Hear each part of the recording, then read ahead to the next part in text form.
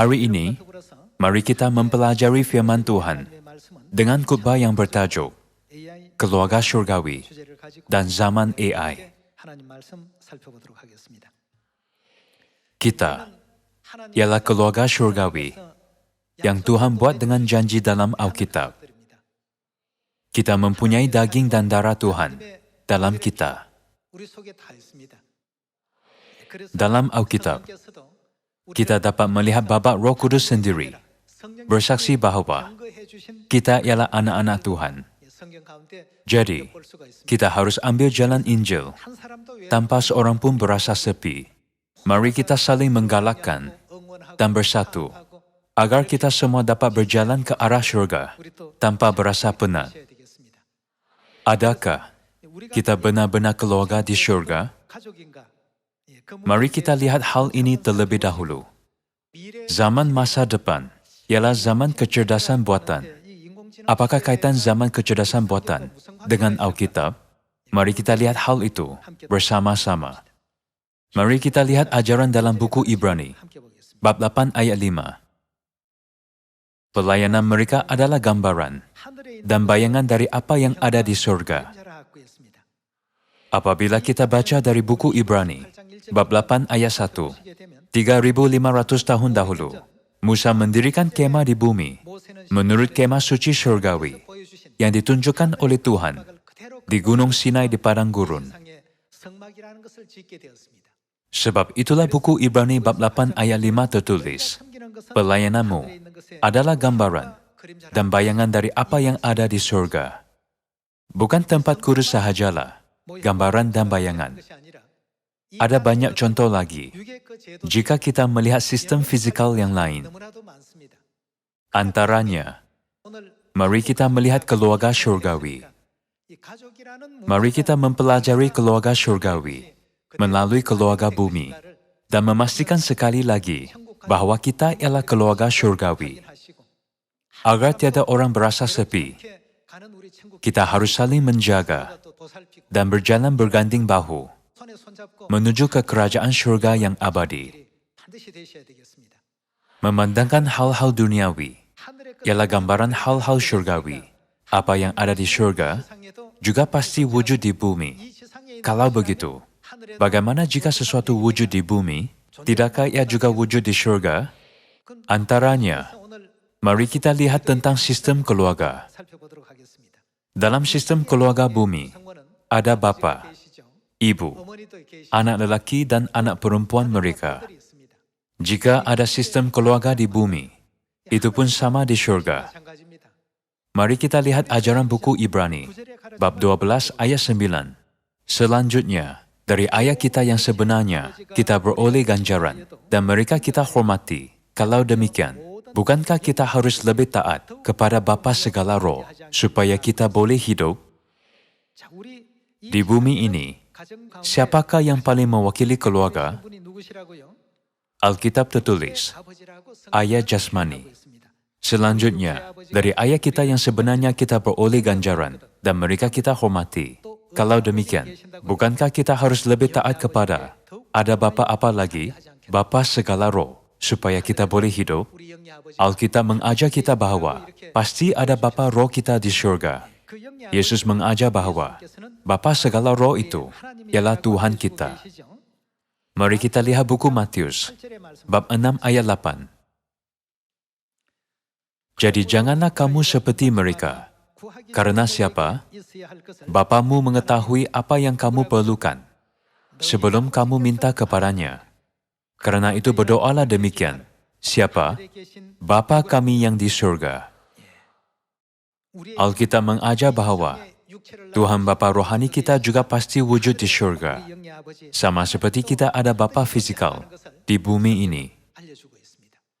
Perkataan atau gelaran Bapa digunakan dalam sistem keluarga, bukan di tempat kerja atau dalam tentera.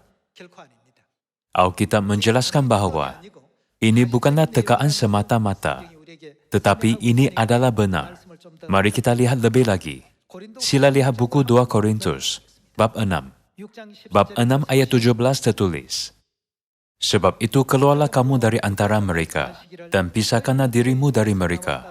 Firman Tuhan, dan janganlah menjamah apa yang najis, maka aku akan menerima kamu, dan aku akan menjadi apa? Bapamu, dan kamu akan menjadi anak-anakku laki-laki, dan anak-anakku perempuan, maksudnya anak Tuhan. Demikianlah firman Tuhan yang Maha Kuasa. Tuhan ialah Bapa kita, maka harus ada anak-anak yang memanggil Dia dengan gelaran Bapa. Kalau begitu, siapakah anak-anak itu? Alkitab mengajar kita bahwa kita yang mempercayai Tuhan ialah anak-anak Tuhan. Kalau begitu, yang paling penting, kita juga harus ada siapa? Menurut sistem bumi, sentiasa ada ibu dalam keluarga.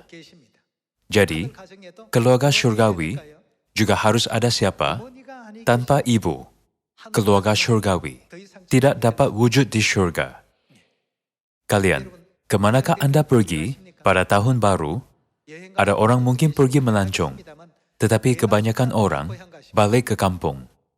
Jika Anda pulang ke kampung dan tiada ibu bapamu di sana, bagaimana? Adakah Anda mahu pergi? Kampung itu bukan kampung lagi. Di sana harus ada ibu bapamu. Seperti tertulis, sistem bumi ialah gambaran sistem syurgawi. Jika ada ibu dalam keluarga bumi, maka pasti ada ibu syurgawi di dunia rohani juga. Gereja-gereja di dunia memanggil Tuhan Bapa hanya dengan mulut. Namun, Tuhan betul-betul Bapa dan Ibu yang kongsi daging dan darah dengan kita. Kita ialah adik-beradik yang sama daging dan darah, dan kita ialah keluarga syurgawi. Mari kita pastikan bahwa ada ibu di syurga, seperti mana ada ibu di bumi, melalui buku Galatia, bab 4. Bab 4 ayat 26. Tetapi Yerusalem syurgawi adalah perempuan yang merdeka, dan ialah ibu kita. Syurgawi bermaksud di syurga, betul? Seperti ini, Alkitab mengajar dan memberitahu semua manusia dengan jelas tentang ibu syurgawi. Kita dapat memahami bahwa sistem keluarga bumi ialah gambaran dan bayangan benar sistem keluarga syurgawi. Orang yang menegaskan bahwa tiada ibu syurgawi tidak dapat memasuki kerajaan syurga. Hal itu demikian kerana Tuhan sudah pun menggunakan perkataan jamak, Elohim, untuk menyatakan kewujudan Tuhan Bapa dan Tuhan Ibu dari buku Kejadian hingga buku Wahyu. Tuhan Bapa tidak menjalankan pekerjaan Injil sendirian. Bapa dan Ibu sentiasa membimbing kita bersama-sama agar gereja kita dapat menyelamatkan dunia. Mereka mendirikan Sion di semua bangsa untuk memenuhi pekerjaan Injil. Kalau begitu, adakah Tuhan betul-betul memanggil saudara-saudari gereja Tuhan, anak lelaki dan anak perempuannya? Ada. Janganlah kita biar walau seorang ahli pun berasa sepi dalam perjalanan ke syurga, tetapi harus saling menjaga, menggalak, dan memberi semangat kepada ahli-ahli yang letih. Apa yang memberi kita kekuatan bukanlah barang fisikal atau persekitaran fisikal. Kita harus menerima firman Tuhan dan diperkuat melalui firman Tuhan. Apakah misi untuk ahli-ahli keluarga syurgawi? Keluarga syurgawi harus menjalankan kerja bapa dan ibu. Apakah kerja yang bapa dan ibu lakukan? Mereka datang ke bumi ini untuk menyelamatkan dunia, membawa saudara-saudara kita yang hilang, dan bahkan yang bongsu ke syurga abadi. Bukan? Sebab anak manusia datang untuk mencari dan menyelamatkan yang hilang. Tuhan mengatakan ini dalam buku Lukas bab 19. Bukan? Kerja kita tidak boleh berbeza dengan bapa dan ibu. Jalan yang bapa dan ibu ambil ialah jalan yang harus kita ambil. Jalan yang ditunjukkan oleh mereka sebagai teladan ialah jalan yang harus kita ikuti, bukan? Mengapa Alkitab memanggil kita keluarga syurgawi? Jika bapa, ibu, dan anak-anak dalam sistem keluarga bumi dihubungkaitkan melalui darah, bagaimana dengan keluarga syurgawi kita? Hal itu pun sama. Ini karena ia adalah gambaran. Sistem keluarga di bumi ialah gambaran keluarga syurgawi yang merupakan reality. Kalau begitu, bukankah keluarga syurgawi juga harus dihubungkaitkan melalui darah rohani? Kita harus tahu apa jenis darah bapa kita dan apa jenis darah ibu kita. Anda mungkin ketawa, adakah roh mempunyai jenis darah? Namun, ia ada tertulis dalam Alkitab. Mari kita memastikannya. Kita melihat buku Matius, bab 26, ayat 17. Pada hari pertama dari hari raya roti tidak beragi, datanglah murid-murid Yesus kepadanya dan berkata, "Di mana engkau kehendaki kami mempersiapkan perjamuan Paskah bagimu?" Jawab Yesus, "Pergilah ke kota kepada si Anu, dan katakan kepadanya, pesan guru, waktuku hampir tiba. Di dalam rumahmu lah aku mau merayakan Paskah bersama-sama dengan murid-muridku." Lalu murid-muridnya melakukan seperti yang ditugaskan Yesus kepada mereka dan mempersiapkan Paskah. Upacara apakah yang Tuhan sambut melalui Paskah ini? Mari kita lihat ayat 26. Dan ketika mereka sedang makan, Yesus mengambil roti, mengucap berkat, memecah-mecahkannya, lalu memberikannya kepada murid-muridnya dan berkata, "Ambillah, makanlah, inilah apa? Tubuhku." Dia mengajak kita bahawa roti Paskah ialah tubuhnya. Dia membandingkan roti Paskah dengan tubuh Kristus yang kudus. Ayat 27. Sesudah itu ia mengambil cawan, mengucap syukur, lalu memberikannya kepada mereka, dan berkata, "Minumlah kamu semua dari cawan ini." Apakah yang di dalam cawan itu? Dia mengambil cawan yang berisi air anggur Paskah, lalu memberikannya kepada mereka, dan berkata, "Minumlah kamu semua dari cawan ini, sebab inilah darah siapa? Darahku, darah perjanjian yang ditumpahkan bagi banyak orang untuk pengampunan dosa." Kalau begitu, apakah jenis darah Bapa Syurgawi kita? Jelas sekali, itulah jenis darah Paskah. Kalau begitu, apakah kepentingan hari Paskah bagi orang yang mengambil bahagian dalam jamuan kudus Paskah Perjanjian Baru? Itulah hari Tuhan memberikan daging dan darahnya yang berharga kepada semua manusia. Dalam arti kata lain, Paskah ialah hari apabila kita menjadi anak-anak Tuhan. Namun, gereja-gereja di dunia kini tidak menyambut Paskah. Sudah tentu, itu bukanlah sesuatu yang pelik. Hal itu demikian karena daging dan darah kudus Paskah Bapa Syurgawi hanya diberikan kepada anak-anak Tuhan. Orang yang mempunyai darah Kristus yang berharga melalui Paskah ialah anak lelaki dan anak perempuan Tuhan, bukan? Tuhan mencatatkan semua perkara ini dalam Alkitab. Bukankah tertulis bahwa hanya orang yang ada daging dan darah Tuhan mempunyai kehidupan kekal? Mari kita lihat buku Yohanes bab 6. Tahun ini, marilah kita berbangga sebagai anak-anak Tuhan dan berusaha untuk menyelamatkan semua manusia. Ayat 53 tertulis, "Maka kata Yesus kepada mereka, 'Aku berkata kepadamu, sesungguhnya jikalau kamu tidak makan daging anak manusia dan minum darahnya, kamu tidak mempunyai apa? Hidup di dalam dirimu.' Walaupun orang pergi ke gereja 100 kali tanpa makan daging Yesus atau minum darahnya, iman mereka adalah mati, bukan? Mereka pasti tiada kehidupan kekal. Ayat 54. "Barang siapa makan dagingku dan minum darahku, yaitu makan daging dan minum darah Yesus, mempunyai apa? Ia mempunyai hidup yang kekal, dan aku akan membangkitkan dia pada akhir zaman. Sebab dagingku adalah benar-benar makanan, dan darahku adalah benar-benar minuman. Barang siapa makan dagingku dan minum darahku, ia tinggal di dalam aku, dan aku di dalam Dia. Sama seperti Bapa yang hidup mengutus aku, dan aku hidup oleh Bapa. Demikian juga barang siapa yang memakan aku, akan hidup oleh aku. Keluarga ada pertalian darah. Maksudnya, orang yang berada dalam kebenaran Paskah layak memanggil Tuhan sebagai Bapa dan Ibu. Mereka semua ialah ahli keluarga syurgawi.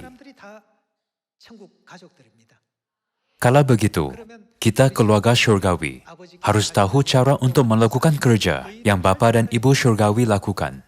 Ada orang berkata, tidak kira apa yang Bapa dan Ibu lakukan, aku hanya buat apa yang aku suka. Kita dapat melihat ini melalui cerita Yakub dan Esau. Yakub sentiasa menolong ibunya, jadi dia dapat menerima berkat. Esau hanya berminat dengan apa yang dinikmatinya seperti memburu dan menghabiskan masa di luar. Dia tidak berminat dengan apa yang dibuat oleh ibu bapanya. Kalian, adakah kita harus menjadi seperti Esau? Bukankah kita harus menjadi seperti Yakub? Walaupun Yakub seorang lelaki, dia menolong ibunya di dapur. Jadi, dia tahu cara membuat masakan kacang merah yang lazat. Selepas memburu di luar, Esau berasa lapar. Apabila dia pulang ke rumah, adiknya sedang masak kacang merah. Dia minta Yakub semangkuk kacang merah. Yakub berkata, "Tidak boleh secara percuma. Boleh abang bagi aku hak kesulungan? Jika abang bagi aku hak kesulungan, 10 mangkuk masakan kacang merah pun boleh." Kebijaksanaan ini datang daripada menolong ibu. Melalui kebijaksanaan ini, dia diberi peluang untuk mendapatkan hak kesulungan. Bukan? Cerita nenek moyang iman pada masa lalu direkodkan dalam Alkitab. Melalui rekod ini, semua anak Sion hendaklah bersama-sama mengambil bahagian dalam kerja Bapa dan Ibu syurgawi. Dalam buku Lukas bab 19 ayat 10, kita dapat melihat apa yang dibuat oleh Bapa dan Ibu. Bukankah tertulis bahawa kehendak Tuhan adalah menyelamatkan roh-roh hilang yang berdosa di syurga? Biar mereka bertaubat dan membimbing mereka ke kerajaan syurga. Kita harus melakukan yang terbaik dalam kerja itu. Ibu syurgawi berkata, memandangkan kita ialah keluarga syurgawi. Saya harap agar Anda menjaga satu sama lain dengan baik, supaya tiada orang mengambil perjalanan Injil ini dengan berasa sepi. Marilah kita mengikut kehendak Ibu dan menjaga saudara-saudari, agar tiada seorang ahli pun yang jatuh ke dalam godaan syaitan. Dan marilah kita menjadi saudara-saudari yang dapat membantu satu sama lain menjalani kehidupan yang diberkati sambil mengharapkan syurga.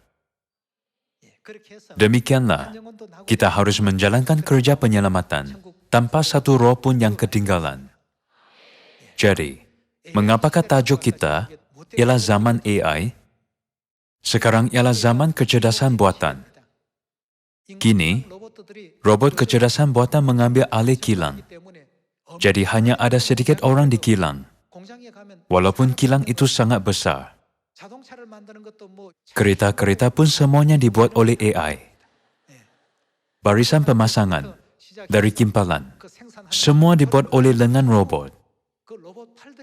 Masa akan tiba apabila manusia tidak diperlukan lagi. Juga, pemain Go Korea, Lee Sedol, melawan komputer AI yang bernama AlphaGo dalam permainan Go. Hal ini menjadi topik hangat seluruh dunia. Mungkin Anda semua sudah tahu, ia melebihi kecerdasan manusia. Komputer AI dapat memikirkan bahkan beratus-ratus ribu perkara dalam sesaat, manakala manusia hanya dapat memikirkan 100 perkara sesaat. Jadi, manusia tidak dapat berbanding dengan AI. Memikirkan hal ini, saya sangat bersyukur kepada Bapa dan Ibu. Jika AI yang menyampaikan khutbah di sini, jika ia mengambil alih kita, adakah ada apa-apa lagi yang boleh kita sertai? AI dapat bergerak dan menginjil selama 24 jam tanpa tidur pun. Sebaliknya, kita mesti tidur, makan, dan berehat. Memikirkan hal-hal ini, betapa diberkatinya kita dengan diberikan masa pada zaman ini. Pada masa depan, manusia tidak akan berperang dengan senjata api lagi. Masa akan tiba apabila robot melawan satu sama lain. Kalian memasak di rumah, betul? Apabila Anda dapat memasak, buatlah terbaik untuk masak bagi keluargamu. Kini, jika Anda membeli AI dan memasukkan resepi, ia dapat masak setiap makanan yang lazat, seperti makanan Cina, makanan Korea, dan makanan Amerika. Selain itu, AI dapat mengajar sendiri dan bahkan membuat hidangan gabungan. Jadi, mesin dapat membuat semua yang dapat dibuat oleh manusia. Jika AI berkhutbah, mungkin ia dapat mencari ayat-ayat yang lebih baik daripada saya. Jika hanya buka buku Kejadian bab 1, ia sudah terus pergi ke ayat 26 dan baca. Jika Anda masukkan semua bahasa dalam rangkaian AI, ia akan berkhutbah dalam bahasa Korea, bahasa Inggris, bahasa Perancis, dan bahasa Sepanyol. Kita tidak dapat, tetapi AI dapat. Kalian semua, zaman seperti itu akan datang. Jadi, apabila Tuhan minta kita memberitakan Injil dari Samaria sampai ke hujung bumi, kita tidak akan berpeluang lagi jika kita malas atau gagal menyertainya. Mungkin ini kedengaran seperti fiction dan tidak masuk akal, tetapi tidak.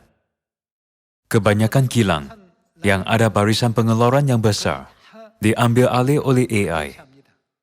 Adakah kereta perlukan pemandu nanti? Pemandu akan tidur di dalam kereta.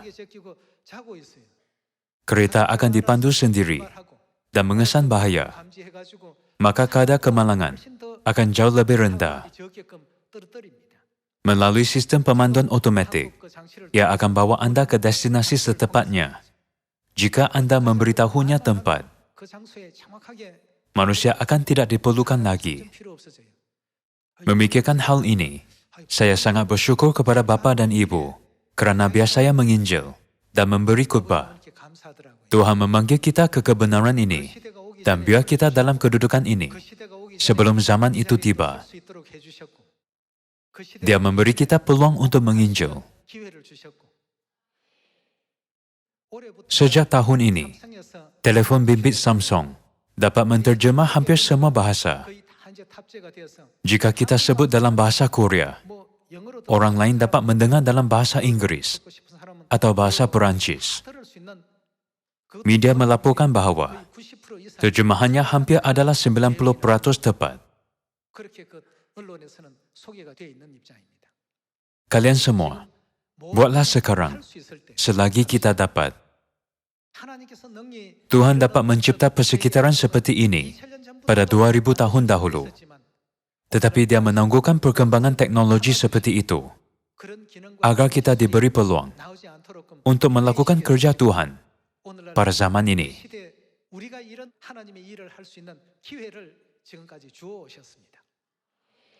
Namun, banyak orang kehilangan peluang itu. Jika zaman ini terus selama 5 atau 10 tahun lagi, kita tidak tahu bagaimana kemudian. Kini ialah zaman servis laju, jadi penghantaran dibuat dengan motosikal. Namun pada masa depan, drone akan menghantar semuanya dari pintu ke pintu. Jadi marilah kita buat yang terbaik, selagi kita dapat. Masaklah selagi Anda dapat masak. Dengan AI seperti AlphaGo, Anda tidak memerlukan tukang masak lagi. Anda dapat makan makanan Eropah jika mahu. Jika ingin makan makanan Amerika Selatan, masukkanlah bahan sahaja. Tidakkah itu menakjubkan? Apabila saya mendengar kedatangan zaman AI, saya bersyukur kepada Tuhan.